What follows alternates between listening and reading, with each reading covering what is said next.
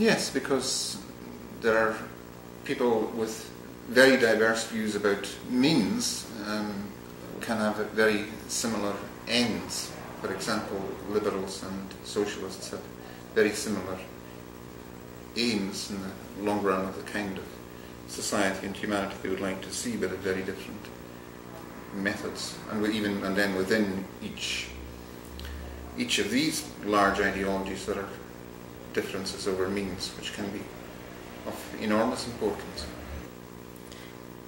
If the aim of the groups were to unify everyone, then I'd be happy to accept that, yeah.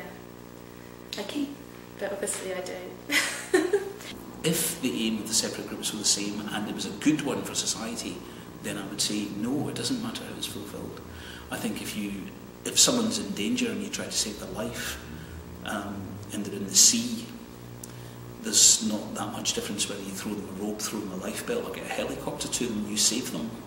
And I think, to me, that is where those different groups can work together, by recognising a common humanity, and that's more important than any kind of label or division. Yes. The means affects the end. You can't separate the two. I do. I think that's an interesting question, because I've been thinking about this, and I actually think that what you need is a space where you mutually respect each other. I think that's what's very, very important, a public space of mutual respect. So it doesn't matter what the other person's religion is, as long as they respect me and I respect them. And it works best, I think, if the issues are not about religion, but something else. So it might be, stop the cuts or stop the Iraq War or any of those kinds of things where, it doesn't matter what background you've got. If you've got something in common, I think that is very important. Yeah, obviously. Yeah. I think the different routes to fulfilling that aim, and as long as those routes are not clashing with the others, they do not attack each other, for example, they should be allowed to continue if we know that the destination is to create a safe environment and they are not attacking the others and their ways are transparent. They're not designed to brainwash people. They're not designed to create a situation where you create mental states of mind which are driven because of certain ideologies only, without any rhyme or reason, without logic, without scientific proof. You've got to be sure that that does exist.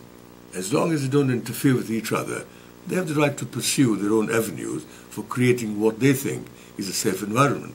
It is not to say that they will all arrive at the same destination, because they might have different perspectives as to how they look at those destinations. What may be a safe environment for an atheist may not be a safe environment for someone who believes deeply in his or her own faith. So that, I think, could create a potential hazard between the two of them.